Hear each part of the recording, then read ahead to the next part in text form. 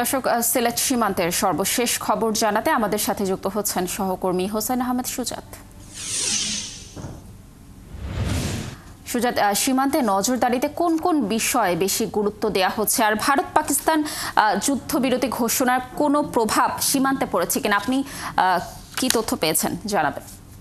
ধন্যবাদ লাবণী। আসলে এই মুহূর্তে আমরা যেটা দেখছি যে সিলেটের যে কয়েকটা সীমান্ত আছে, প্রত্যেকটা সীমান্তে কিন্তু বিজেপি কঠোর নজরদারি করেছে এবং প্রতিটা সীমান্তে কিন্তু বিজেপির টহল নিয়মিত রয়েছে এবং গোয়েন্দা তৎপরতাও কিন্তু জোরদার করা হয়েছে। তো আমরা এই মুহূর্তে আসলে একটু কথা বলবো Sylhet BGB sector commander colonel Saiful Islam চৌধুরীর সাথে। আচ্ছা, ভারতে কিন্তু এই মুহূর্তে উত্তেজনা চলছে, তো এই উত্তেজনাতে এই মুহূর্তে সিলেট সীমান্তে আপনারা কি কি চ্যালেঞ্জ দেখছেন?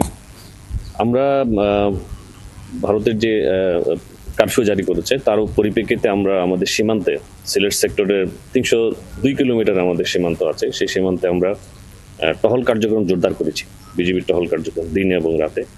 এবং একইভাবে আমরা সীমান্তবর্তী যে এলাকাগুলোতে আছে সাধারণ জনগণ যারা আছে তাদেরকে আমরা অ্যাওয়ারনেস প্রোগ্রামের মাধ্যমে অবগত করছি যাতে কোনোভাবেই সীমান্ত ক্রস করে পার্শ্ববর্তী দেশে না যায়, এবং একইভাবে পার্শ্ববর্তী দেশ থেকেও যেন কেউ অনুপ্রবেশ বাংলাদেশে না করতে পারে সেজন্য আমাদের টহল জোরদার আছে।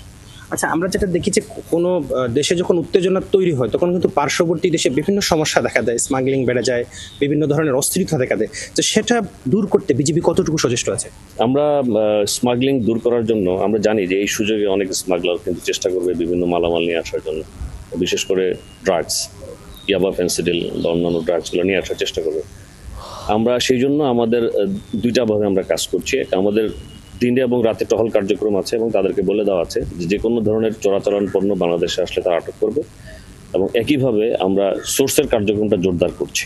টহলের পাশাপাশি আমরা সিভিল সোর্স নিয়োগ করেছি যাতে কোনো অ্যাটেম্প যদি হয়, যে কোনো চোরাচালান পণ্য যদি আনার চেষ্টা করে, যাতে আমরা খুব দ্রুত খবর পাই এবং তাদেরকে আমরা আটক করার চেষ্টা করবো ইনশাআল্লাহ। আচ্ছা, অবৈধ অনুপ্রবেশের ঘটনা কি ঘটেছে কিনা বা অবৈধ অনুপ্রবেশ যাতে ভারত থেকে না আসে সেদিকে বিজেপি কতটুকু নজর রাখছে?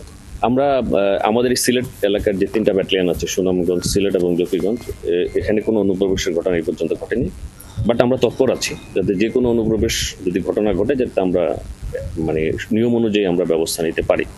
এবং আমরা জেলা প্রশাসন থেকে অলরেডি মাইকিং করা হয়েছে লোকজনকে সচেতন করার জন্য।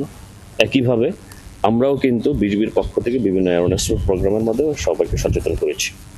অসংখ্য ধন্যবাদ। আমরা কথা বলছিলাম বিজেপি সিলেট সেক্টর কমান্ডার সাথে। তিনি আসলে বলছিলেন যে যেহেতু ভারত পাকিস্তানের একটা উত্তেজনা তৈরি হয়েছে এবং এই উত্তেজনার প্রভাব যাতে সীমান্তে না পড়ে, এবং ভারতের মেঘালয়ে যে কারফিউ জারি করা হয়েছে সেই কারফিউর ফলে যদি কোনো ভারতীয় নাগরিক বাংলাদেশে অনুপ্রবেশের চেষ্টা করে তাহলে কিন্তু কোনোভাবেই সেটি মেনে নেওয়া হবে না, এবং সীমান্তে কিন্তু বিজেপির নজরদারি এখনো কঠোর অবস্থানে রয়েছে। লাবণী।